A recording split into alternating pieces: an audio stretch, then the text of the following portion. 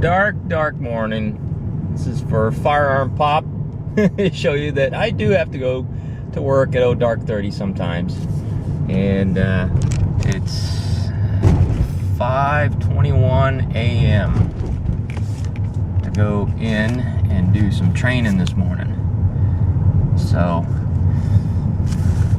this is my morning drive on a dark and cold, I would say cold, but it's 50 degrees. But I'll come back and join you when I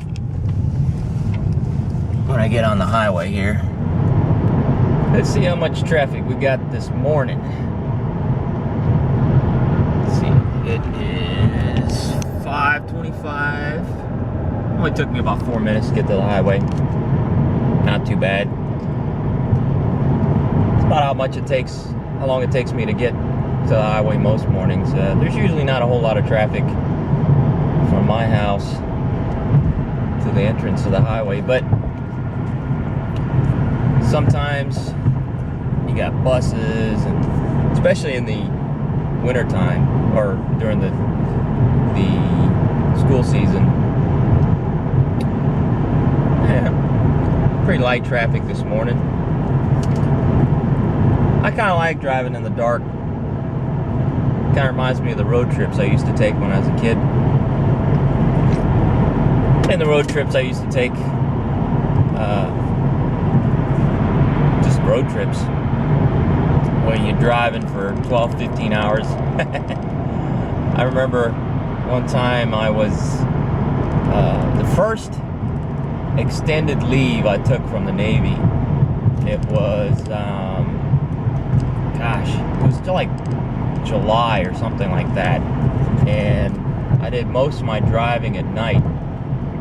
I took, I can't remember how much I took. I took maybe 2 or 3 weeks, because when you're in the Navy, you get, well, in the military, used to be, I don't know what it is now, you used to get 30 days of leave every year. Now, that 30 days also included weekends. So if you, say, took 10 days, and those 10 days encompassed the weekend, those 2 weekend days counted.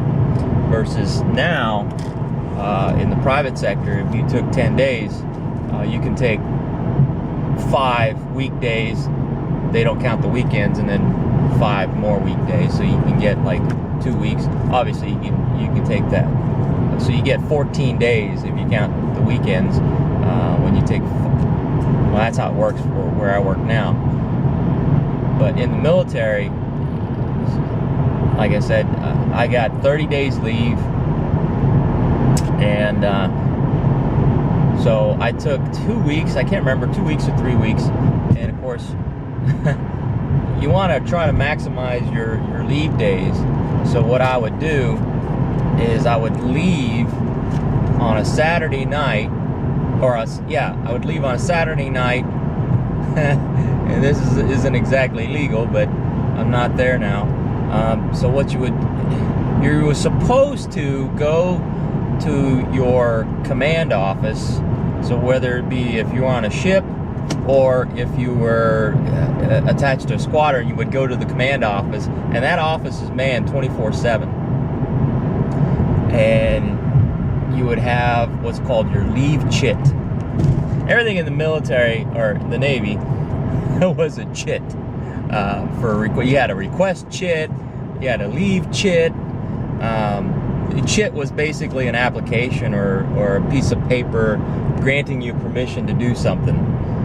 And so you took your leave chit to the command office, and the duty officer, or it's been so long I forget, but there's usually a duty driver and a duty petty officer. And the duty petty officer just basically manned the phone, and if anything important happened, you would notify the duty officer, and then he would do whatever he had to do. So the duty petty officer was basically the lackey manning the phones 24/7, and you took turns doing that. and whatever watch section was on. I'll explain all that later. So anyway, to go on leave, you had to physically take the piece of paper in and have the duty petty officer sign you out on leave, and he put it in the logbook, and then you could leave. You could physically go on your way. Well, you know, we kind of worked things out in our favor, so to speak, and it was common practice. So what you would do is you would take your leave paper, drop it off on Saturday night, and they would put it in a stack, and then on Monday, and leave Saturday night. So if you had a car wreck or something, you're kind of in trouble because you didn't sign out on leave. Like if you had a car wreck during your travel, before you actually officially signed out on leave, you're in trouble. Anyway, so you leave the chit at the duty office. You go on leave, you drive, do whatever you have to do, and then on Monday, what you would do is you call the duty office, and whoever the duty petty officer was, say, hey, this is, you know, airman, seaman, whatever. I'm signing out on leave. He'll find your paperwork. He'll physically sign your chit. He'll put you in the logbook as signing out on leave, and then when you're done with leave, you come back and he signs you back. Whoever's on duty will sign you back in, so that way at least you get that weekend to travel. Like I said, it wasn't necessarily legal, wasn't the way the rules were intended, but we kind of helped each other out, and it helps if you weren't, you know, kind of a jerk, or whoever the person on duty was a jerk. It was common practice, but they did it for you. Other couple of things that, anyway, so I'd go on leave and I would drive straight. It was 1,500 miles home from where I was stationed. So I drove like 30 hours in a row. And a lot of people, I don't know how it is now. Like I said, this is over 30 years ago. But there was, you know, common reports of people dying because they were falling asleep on the road. It's not funny. But a lot of military people were falling asleep at the wheel on the road going home on leave because they were trying to maximize their leave time.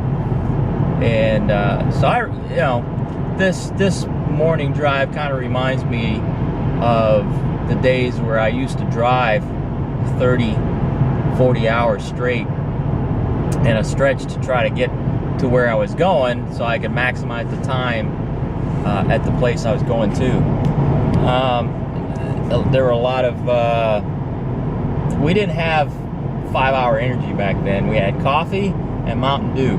And of course, I brought just enough money to pay for my gas there. And I mean, I had it calculated down to the dime.